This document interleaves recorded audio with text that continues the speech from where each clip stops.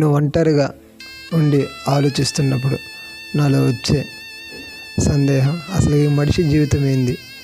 మనిషి దేనికోసం బతకాలి? జీవితకాలం అంతా ఈ మనిషి దేనికోసం కష్టపడుతుండు? ధనం అనే ధనం కోసం కష్టపడితే చివరిదాకా ఆ ధనం ఆ మనిషితో ఉండదు. బంధాలు ఉండవు. తల్లి బంధం, తండ్రి బంధం, స్నేహ బంధాలు, భార్య కూడా, ఇలా అనేక బంధాలు కూడా చాలా ఊరికి చివరిదాకా ఉండలేవు. మనిషి చనిపోయినా కూడా చివరిదాకా అతనితో వచ్చే బంధం ఏది అని నేను ఆలోచిస్తూ ఉండగా నాలో కలిగిన ఒక సమాధానం, దేవుని కొరకు మనం బతకాలి. అసలుకి మనతో చనిపోయినా కూడా ఇప్పుడు మనతో తోడుగా, నీడగా, కష్ట సమయాల్లో కానీ ఒంటరిగా ఉన్నప్పుడైనా వచ్చేది, మనకు తోడుగా ఉండేది ఆత్మదేవుడు, పరిశుద్ధాత్మదేవుడు, అలాగే మన ప్రభు అయిన యేసుక్రీస్తు.